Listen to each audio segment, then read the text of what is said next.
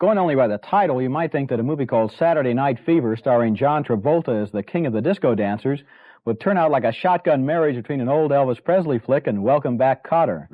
But it doesn't. In fact, it's one of the best movies of the season, a real sleeper and a big surprise.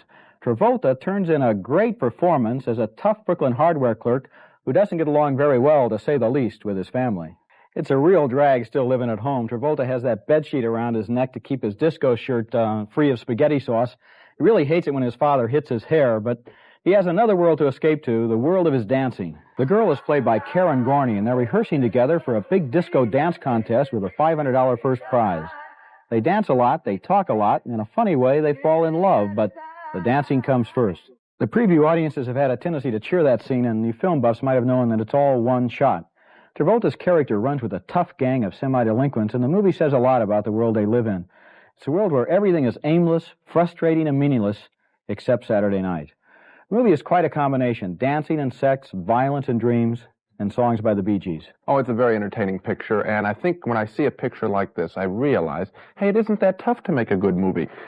All it has to have is stuff that's real. That dinner table scene, it's a little broad with the hitting going around in the circle, but that kind of thing does happen. And the dancing, all they did is capture a world that we haven't seen before. They go into this disco, and you find out that somebody really gets off on dancing. It's a very real kind of picture, and I like it just for that. When you stop to think about it, just this season we've had two of the biggest stars on television really make their first starring movies, Henry Winkler and John Travolta.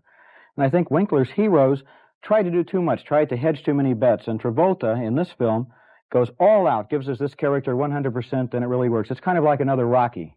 Well, also, it's an R-rated picture, and Travolta, who's on TV, didn't have to take a risk. He could have made one of these sweetness and light PG or G pictures.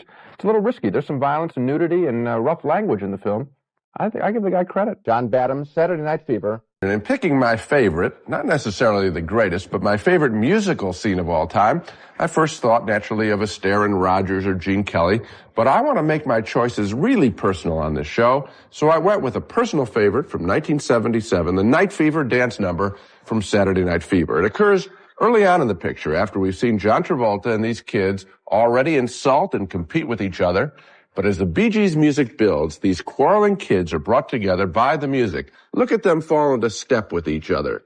The music is healing as the Night Fever dance number turns into a dream of what might be if young people could learn to dance with each other off the floor as well. A fevered dream of dance. Now, I don't know if director John Badham saw that scene as a healing dream, but I do, and I cherish it. What could be a better dance scene than one that shows dance is capable of bringing about for these young people a reverie of peace. That's why people dance. Now, I know you've seen this movie about 27 times, but I think you're the only critic who thinks that that scene is about the young people bringing about a reverie of peace. I think you've gone over the deep end on this movie. Roger, that's what great scenes do. They make you go over the deep end, and there's no argument against loving any scene in a movie that deeply. Well, I wouldn't quarrel with your choice. I'm just saying it isn't my choice.